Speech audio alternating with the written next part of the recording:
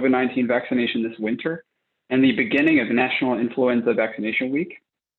My name is John Donovan. I'm a health communications specialist at the National Center for Immunization and Respiratory Diseases, or NCIRD, at the CDC. I'll be moderating today's session with Vanessa Lamers from Public Health Foundation. We also have Joanna Levine and Gabby Taylor from PHF helping with questions or any technical issues. Next slide, please. So briefly, some housekeeping items. I wanted to note that all attendees are now muted. Today's presentation is also being recorded, so the archive will be available through phf.org/immunization. And please submit your questions in the Q&A box during the webinar. We'll be taking questions at the end of the presentation. So having said that, let's jump right in. So next slide, please. I wanted to also preface by saying that we're in a moment that in my time at CDC, my many years working here, I've never seen it. A disease that's so thoroughly affected all of us in our day-to-day lives. You know, everybody on this call some way has been affected by it, whether it's physically, mentally, emotionally. And, you know, part of this is just the specter of COVID-19 being over everything and COVID fatigue being a real thing. So the ability for patients to forget the value of vaccines and not just COVID vaccine, but other vaccines, all routine vaccines, including flu vaccine and many other vaccines, you know, this is really important, and we've seen a drop. And that's why we're here today to talk through some ways that some tools we can provide to you, some assistance in doing the great work you're doing and continue to have these conversations during a really hard time for everybody.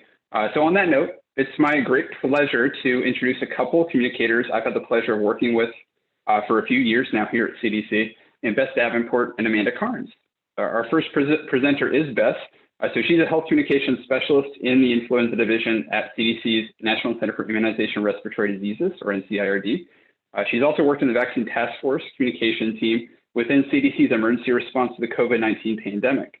Beth has a public health master's degree from Georgia State University and a BA from the University of Georgia. And after that, we'll hear from Amanda Carnes. So Amanda is also a health communications specialist within NCIRD. And in her position at NCIRD, Amanda leads the consumer communication efforts around routine childhood immunization. Most recently, Amanda's been deployed since October to the as the pediatrics communication lead on the Vaccine Task Force, which is part of the CDC's COVID-19 response. Amanda has her master's in public health from Emory University Rollins School of Public Health, and she's also received her undergraduate degree in anthropology from Vanderbilt University. And so with that, I'm going to hand it over to Vanessa for some audience polls. Thank you so much, John, for that wonderful intro, and welcome everyone. We have just a few quick polls, so tell us about yourself so that our presenters know who's in the audience today. Our first poll is about your work setting. What type of setting do you work in? Clinic, hospital, public health department, nonprofit, academic, or other?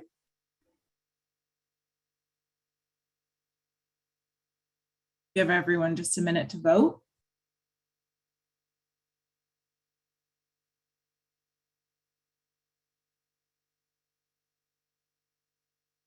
Excellent. Thank you everyone so much for participating in that. I'll just share the results here so everyone can see. It looks like overwhelmingly we have public health department staff, and then quite an amount of nonprofit organizations, clinical or medical staff, and hospital staff, as well as other.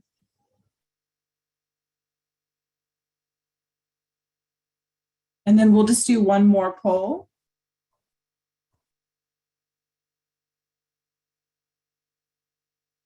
What is your profession? Physician, nurse practitioner, physician assistant, nurse, RN, PHN, LPN, medical assistant, health educator, communicator, program manager, or other.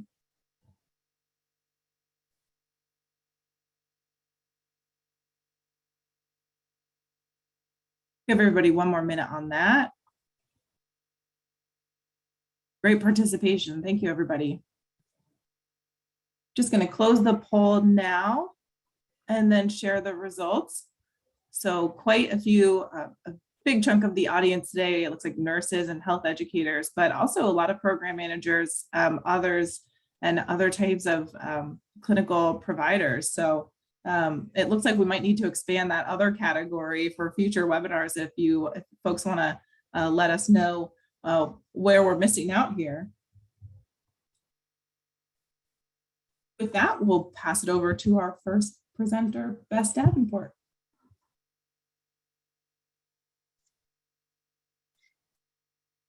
Hello, and thanks for the introduction, John. I'm Bess, and I'll be walking you through CDC's flu communication strategy, the 2021-22 flu vaccination campaign, and National Influenza Vaccination Week. Next slide, please. So CDC's flu communication objectives include providing timely, accurate, and plain language flu information to the public, providing clear, consistent, and timely scientific and programmatic information and communication resources to our partners. And we aim to increase the number of healthcare providers making a strong flu vaccine recommendation and support healthcare providers that are already making flu recommendations to patients across the lifespan. Next slide. For some background on CDC's overall flu communication strategy, a meta-analysis of 14 years of communication research found common barriers and facilitators to flu vaccination. And so we've built a large part of our communication strategy around this study. The meta-analysis synthesizes findings from primarily qualitative NCIRD sponsored studies, including focus groups, in-depth interviews, message testing, and surveys, and surfaced recurring themes. The barriers to vaccination that the study found included the thought that flu is not serious or it's manageable, people being unaware of vaccination recommendations or thinking that these recommendations don't apply to them, the thought that flu vaccine doesn't work or that the vaccine is unsafe or can cause flu illness, and the belief that other measures are better for flu prevention, like natural remedies or infection. Facilitators to flu vaccination include thinking that the flu is serious, awareness of vaccination recommendations and higher risk status, and the thought that vaccination is protective, as in it can prevent flu, but also reduce severity of flu if you get vaccinated and still get sick. And also the belief that vaccination is safe. Next slide. Because everyone 6 months and older should get a flu vaccine annually, and we know that different groups require unique messaging, we message across the lifespan and focus on publications that address the barriers to flu vaccination for each group. So for starters, a flu vaccine can be life-saving in children. A 2017 study was the first of its kind to show that flu vaccination can significantly reduce a child's risk of dying from flu. Flu vaccination helps protect pregnant people during and after their pregnancy. Studies show that vaccination reduces the risk of flu-related acute respiratory infection in pregnant people by about a half. And it reduces the risk of being hospitalized with flu by about 40%. A number of studies have also shown that in addition to helping protect pregnant people from flu, a vaccine given during pregnancy helps protect the baby from flu several months after birth when they're too young to be vaccinated. Flu vaccination is an important preventative tool for people with certain health conditions.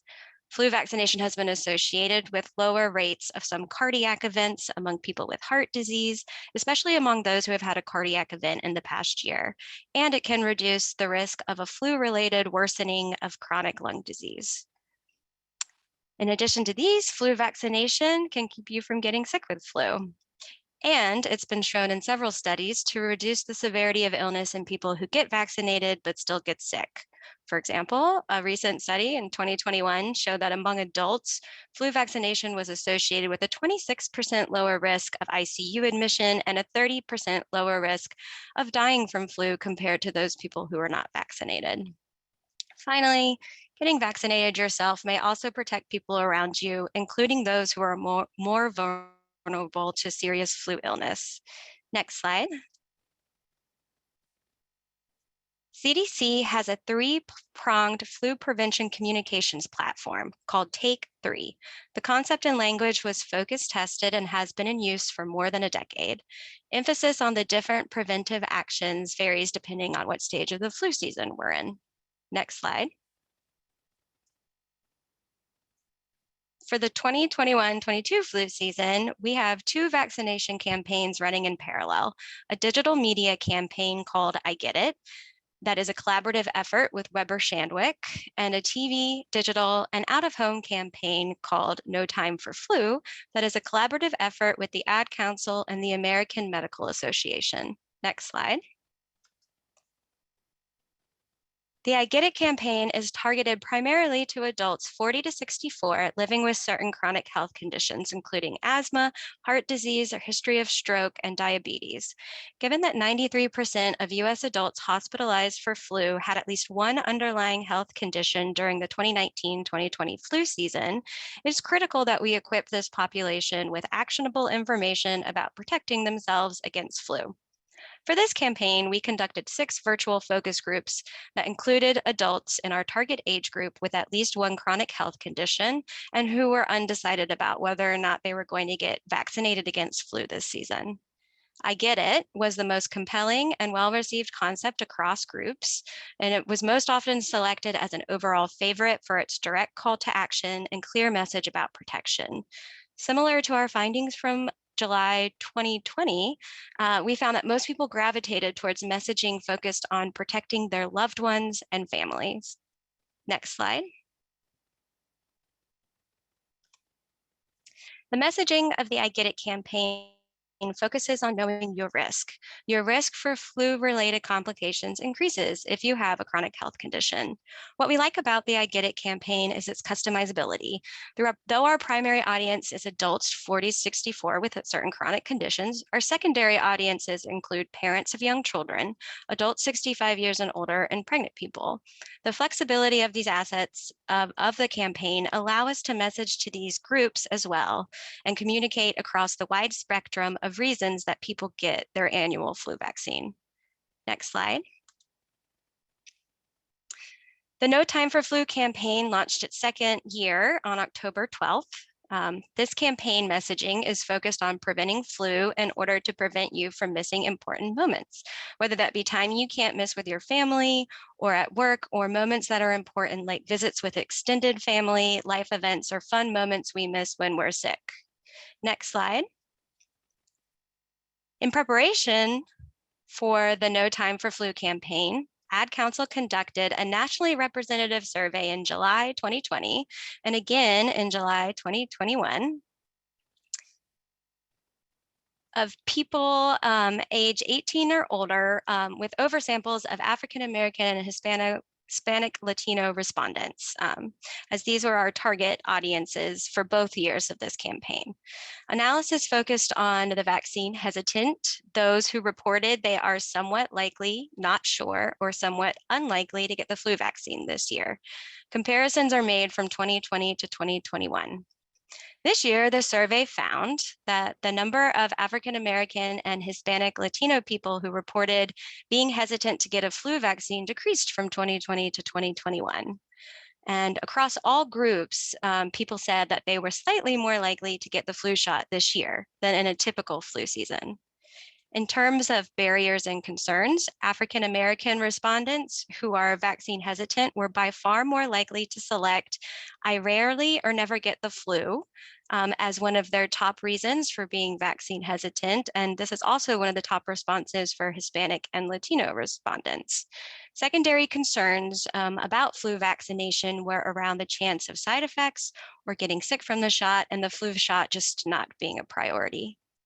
In terms of attitudes related to the flu vaccine, both African American and Hispanic Latino vaccine hesitant people were most likely to strongly agree or somewhat agree that if I get vaccinated, it will help protect my family and loved ones. Again, echoing what we found about the resonance of this message of protecting the people you love against flu.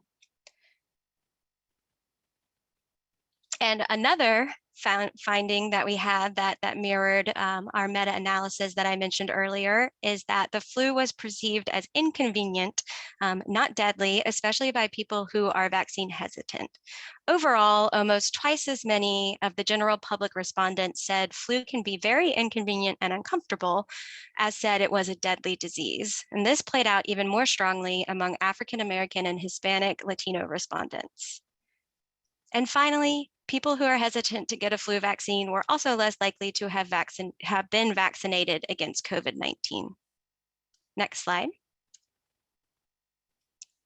This year, we expanded on the No Time for Flu campaign with a new social media campaign called Flu FOMO, or Fear of Missing Out, focused on getting vaccinated to prevent missing out because you are sick with flu.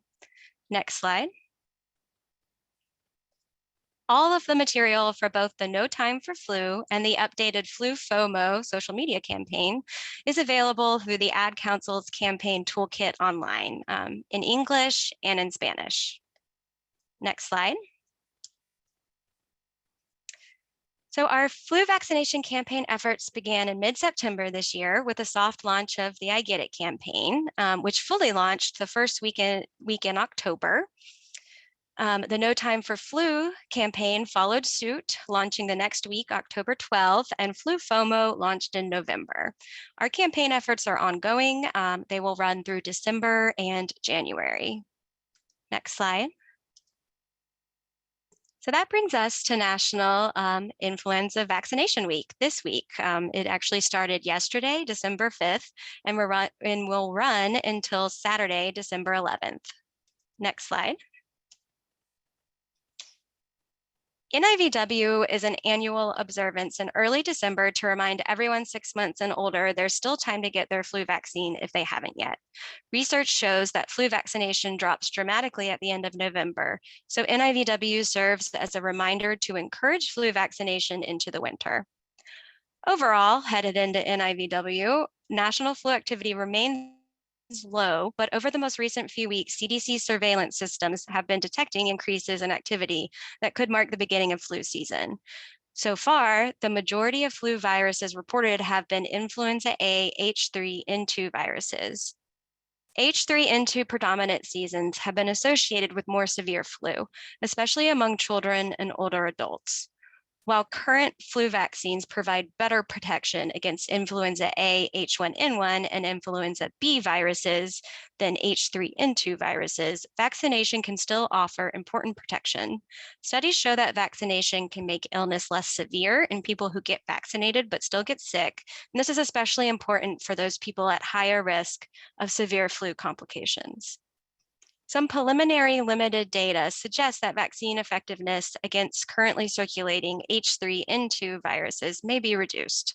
We're not sure what this will mean for overall VE yet, but CDC continues to recommend vaccination because it's still likely to protect against severe flu. Next slide.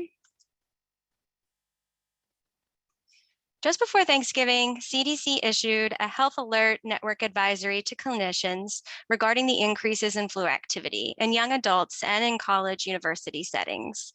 It encourages flu vaccination and use of influenza antiviral drugs as recommended to treat flu, as well as everyday preventive actions that help control the spread of flu, like frequent hand washing, staying home when sick, and covering coughs and sneezes.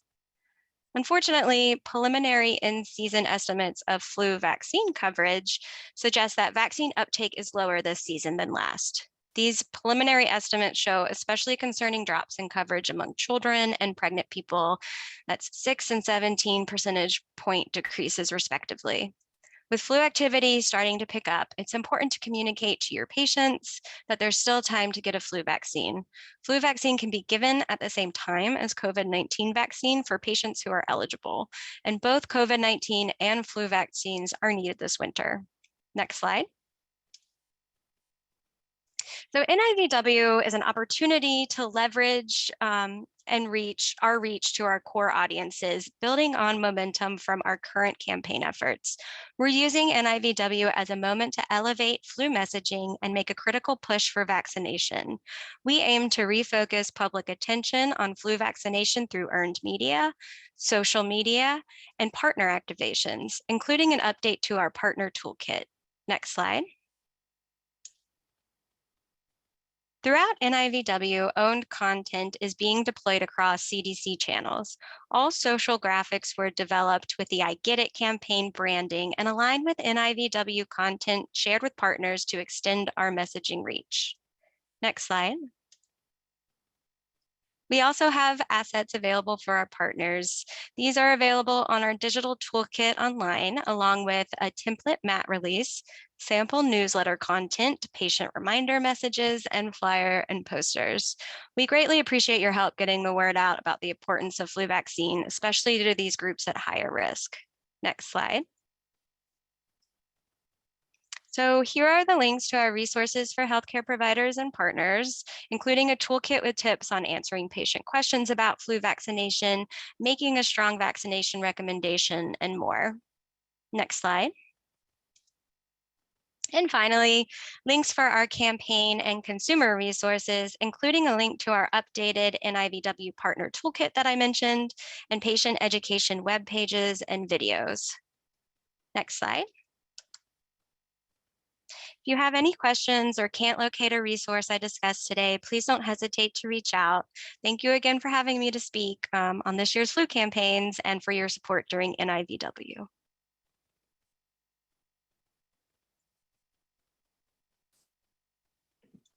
Hi, everyone. This is Amanda Carnes. Thank you so much for the opportunity to present today. Today, my presentation will be split into two different parts. Sorry about that. The first reflects my work in my steady state position on promoting routine childhood vaccination. And the second is an overview of the communication efforts to promote COVID-19 vaccination in children ages 5 through 11. Next slide. Here I wanted to begin by setting the stage and probably reiterating what you all know, that COVID-19 impacted many facets of life, including how parents made and prioritized health decisions related to keeping up with routine childhood vaccinations. While much of the data on this slide is from early summer and September of this year, you probably are aware that COVID-19 had a direct impact on public sector vaccine ordering data, which resulted in a more than 12.9 million drop in vaccine orders. And this reflected a 14% drop from 2020 to 2021 compared to 2019. This drop in vaccine orders meant that many school-age children missed recommended vaccines over the last year and largely impacted vaccine and health equity, as children of low-income families with public or no insurance were more likely to have missed vaccines. Next slide. In order to try and encourage parents, especially those with children between the ages of 0 and 6, and also specifically of lower income families, to catch their children up on routine childhood vaccinations, we began outlining a communication approach that began with several rounds of formative research to inform message and creative development. Next, we developed a multimedia and multi-channel approach that included both paid and earned media, including news media, digital and social media, and most importantly, partner engagement. We also developed a variety of resources for parents, providers, and partners, including a website feature for parents, which outlined the importance of getting caught up on both well-child visits and routine vaccines, a resource center for partners that includes social and digital media images, template language to share with parents and others encouraging routine vaccination, an infographic highlighting the importance of well-child visits, routine vaccinations, and also noting that it is safe to see a pediatrician during the pandemic.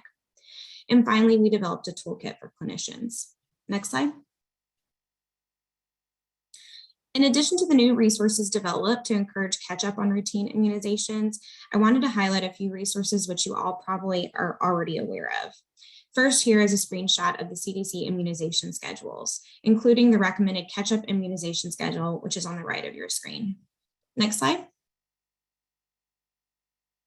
Another great resource we have is ChildVaxView, which allows you to access real-time data on vaccination rates in your area. Next slide.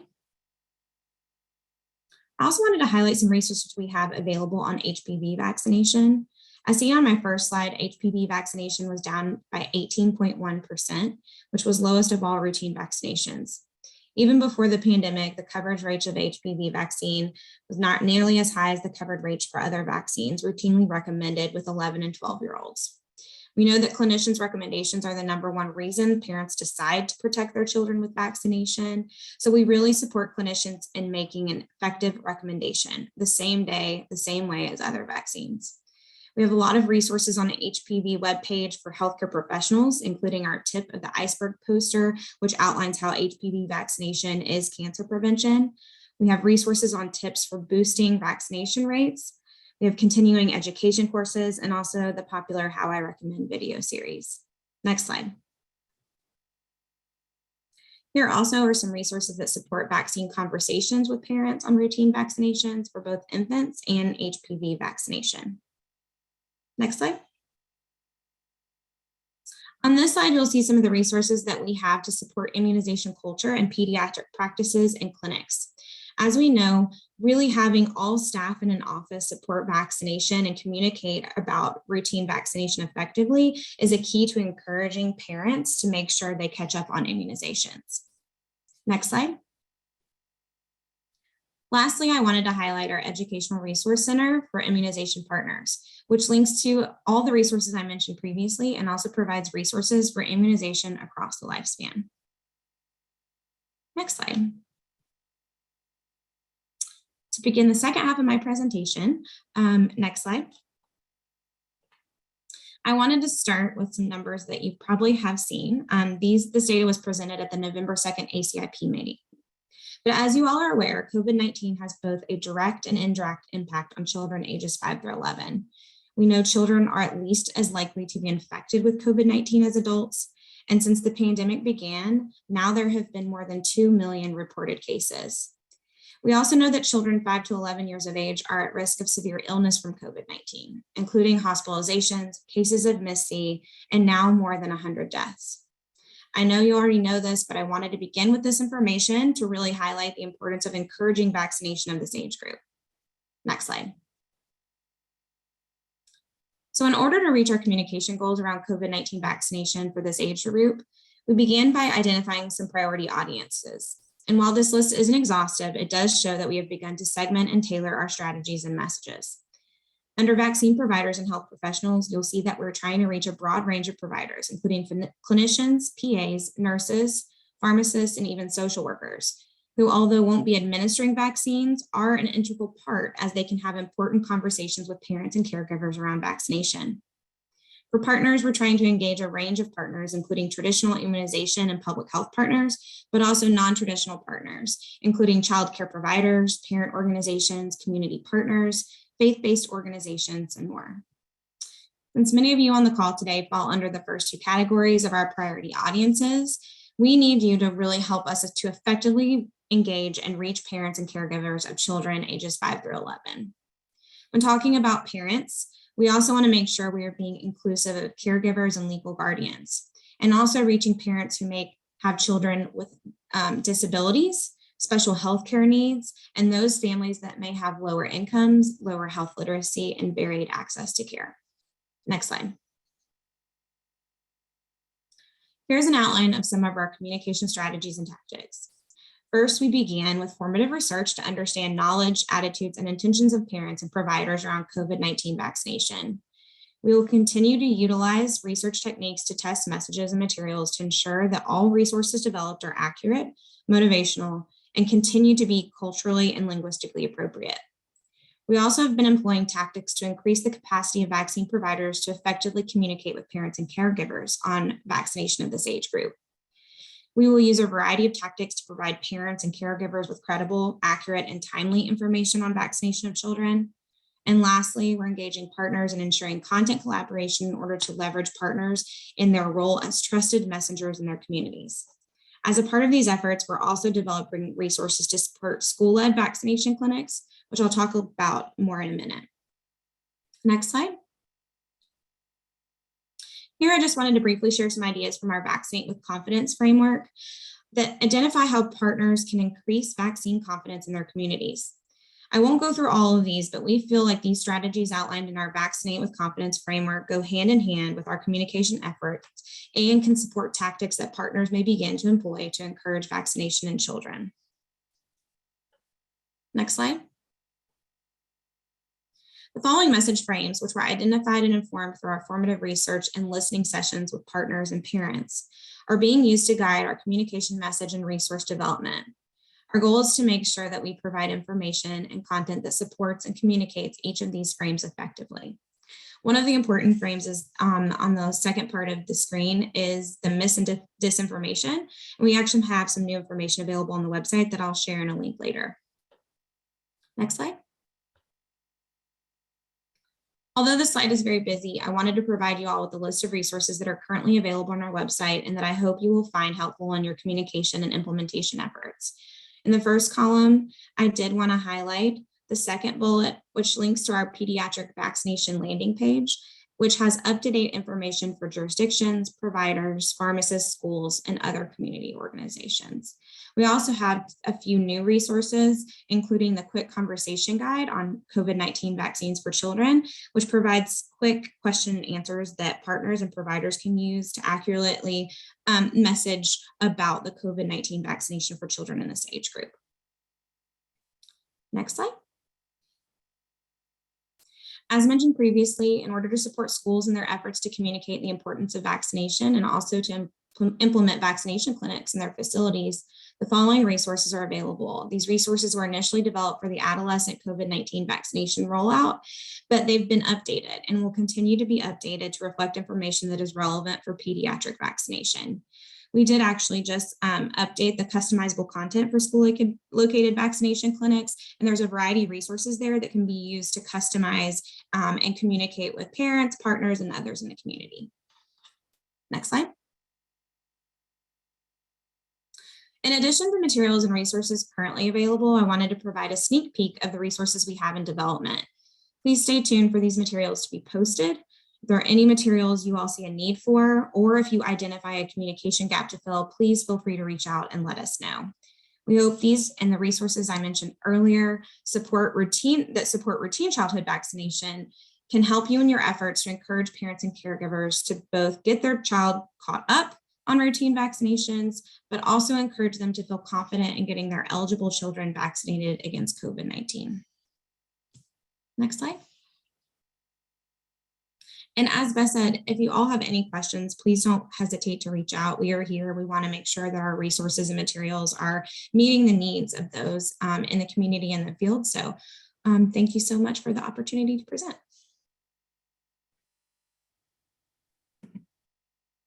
Thank you so much, Beth and Amanda, for those wonderful presentations with so many resources and action items there. We appreciate you both so much. We are now going to take questions from the audience, and we do have a few questions that were put into the registration, so I'll just get started with some of those.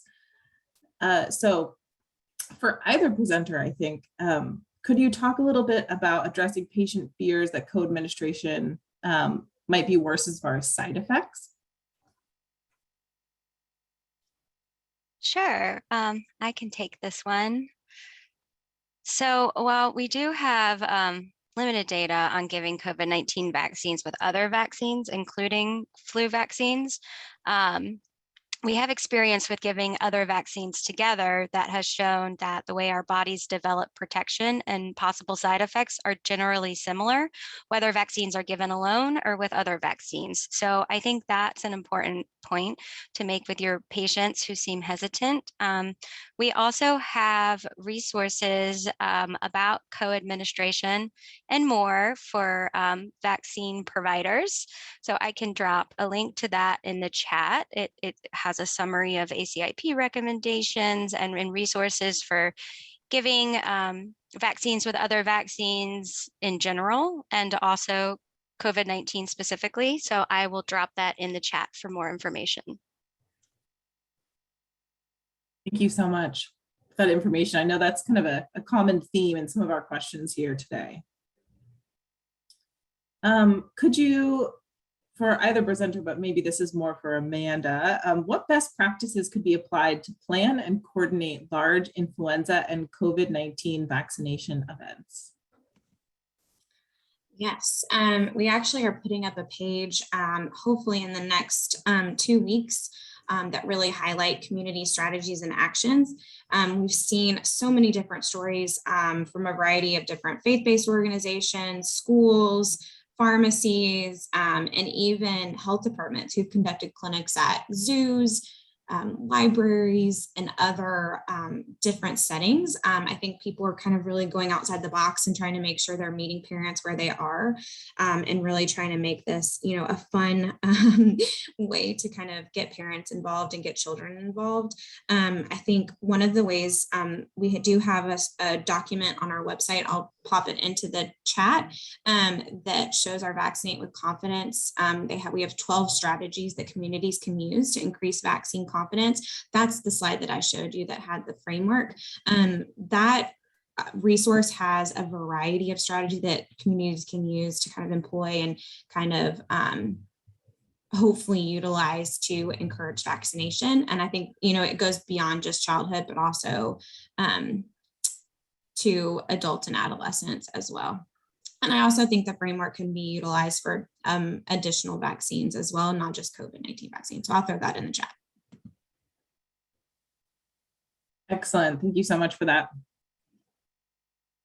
So we have a question about reaching rural communities. So for states that have a lot of rural communities, how is the media campaign reaching them? We know that some of these areas have limited internet and limited cell phone service. Are you doing outreach in particular to Native American communities?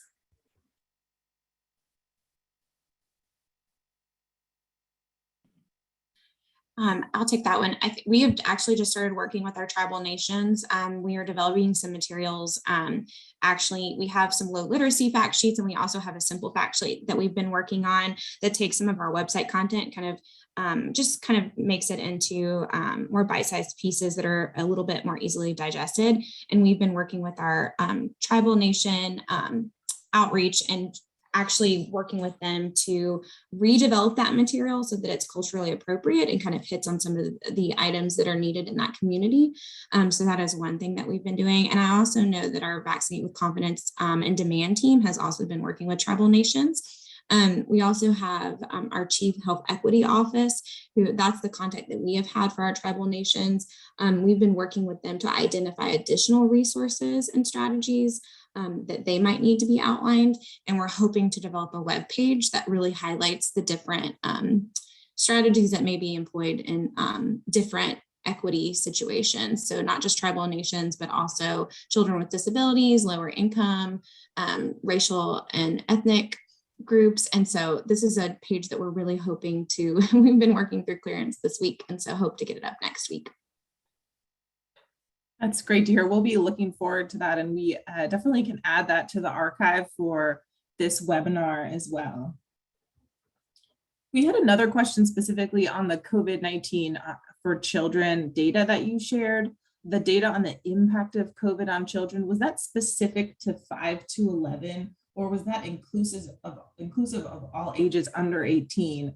For example, I think this person was asking it specifically about the 8,300 hospitalizations number. That is for just specific to 5 through 11. Wow, that is quite the number. Yeah, that was the data that was presented at ACIP, and I think the hospitalizations and also the number of missed C cases really highlighted the importance of needing a vaccine for this age group. I think that was one of the things that kept coming up over and over again in the conversation at ACIP. But I can also share you the original slides that were presented at ACIP. I'll drop that into the chat as well. Thanks so much, Amanda. I know that I saw that you linked to those resources and that slide deck in your presentation as well. So I think hopefully everyone is aware or heard at the beginning or through the chat, but we are making the presentations slides available, and we are recording the webinar, and we'll make it available at phf.org/immunization. Okay, another question about the Moderna booster in particular. There was somebody who's asking a question about information about getting it alongside other vaccines. Do we have information or research about getting the Moderna booster alongside other vaccines?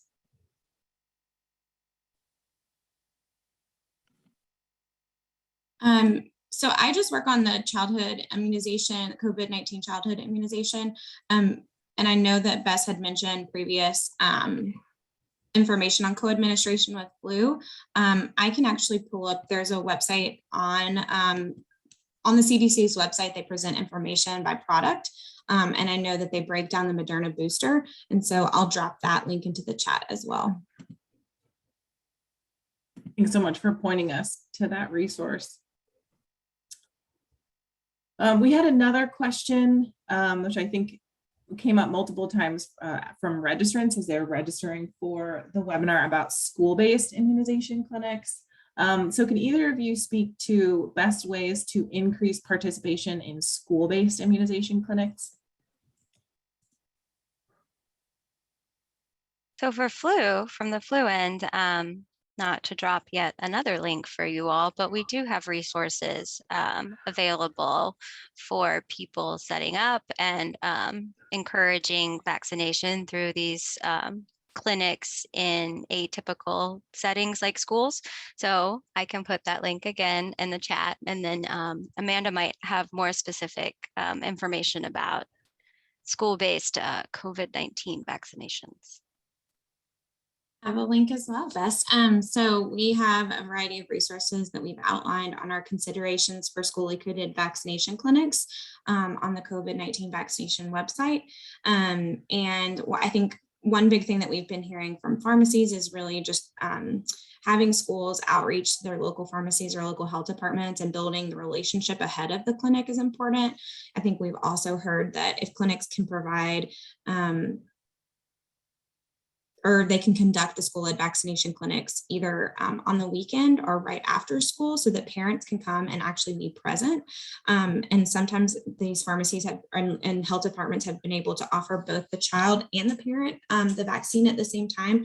So I think if you look at the website that I'm about to link, you'll see that there's a variety of different ideas of how to really make these school-located vaccine clinics comfortable for parents to attend and that they want is something that is convenient for them. They don't have to have childcare. It's in a setting that their children are comfortable and their teachers are there. So there's a variety of reasons why I think school-located vaccination clinics can really work to parents and a child's benefit. Excellent. Thank you so much for that really helpful information. Reaching the kids in the places they are, right? One more question from pre-registration. Can you explain in particular about somebody with egg allergy with a history of serious reaction for flu vaccine? Could you walk us through the decision-making process or recommendations there? Sure. So I will walk quickly through it and then provide a link to the clinical recommendation because I am not a doctor. But for patients with previous egg allergy who have only experienced hive after exposure to egg, they may receive any licensed recommendation flu vaccine appropriate for their age and health status. People reporting symptoms other than hives after exposure to egg may also receive any licensed and recommendation flu vaccine. But they should be administered if it's a vaccine other than the recombinant or the cell-based vaccine, they should be administered in an inpatient or outpatient medical setting supervised by a healthcare provider who can recognize and manage severe reactions. So again, I'll drop a link to that. And there is also a really useful Q&A about egg allergy and which flu vaccines contain egg protein and what the recommendations are for each. So I will drop both of those links in the chat. Excellent. Thank you so much for that really thorough answer. In this case, this person did specifically ask about flu vaccine as far as egg allergy, but it is correct that the COVID vaccines do not have egg in them, right? Yes, and let me send you, there's also a website. We just put up an FAQ actually that talks about addresses to parents, like the actual ingredients. And then I know there's been a lot of questions out there. I've seen it in the media and on social media about the buffer that is included in the pediatric vaccine formulation. So I'll include the link to that information as well. Excellent, thank you. Like we still have some more questions coming in. We have a question particularly about influenza data and if there'll be differences this year as far as the collection of influenza data due to facilities possibly testing less for flu or impacts of the COVID pandemic. We're not anticipating any changes in that sense. We do have a couple new surveillance systems for flu that actually came to be throughout through COVID-19 surveillance. So they look for both flu and COVID-19. And we have more information about those new systems online. But no, right now we're not expecting less surveillance data because of COVID-19. Thank you. So I see we had a lot of other questions, and thank you to the presenters for responding to multiple other questions with different links. If you're not seeing that in the Q&A, Bess has shared the Spanish assets, a little bit more information on their focus groups, and we will be making available the PDF with all of the links that both of the presenters had.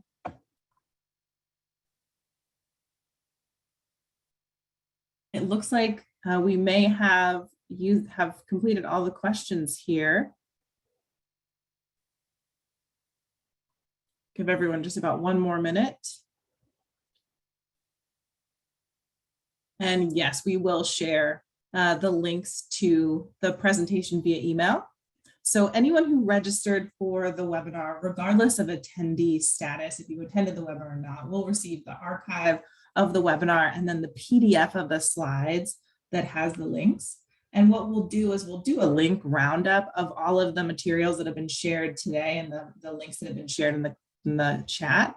And we'll put them on our archive page, so you'll have access to all of those as well. And that will go out to all registrants and will also be made available at phf.org/immunization, just in case you missed anything or need to send them around.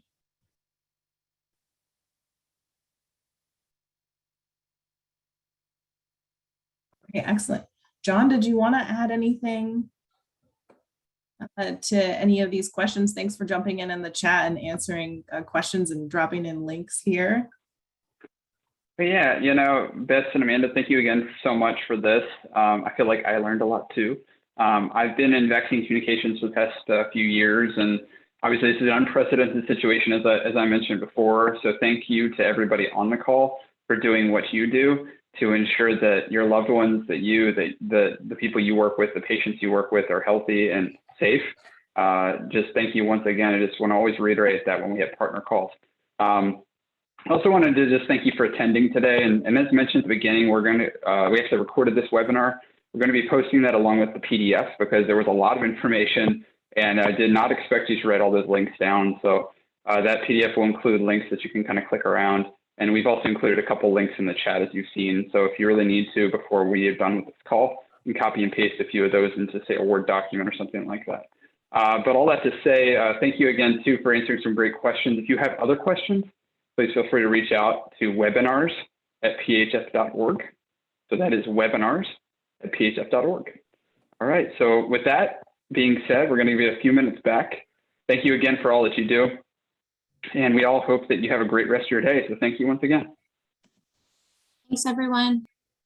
Thanks all.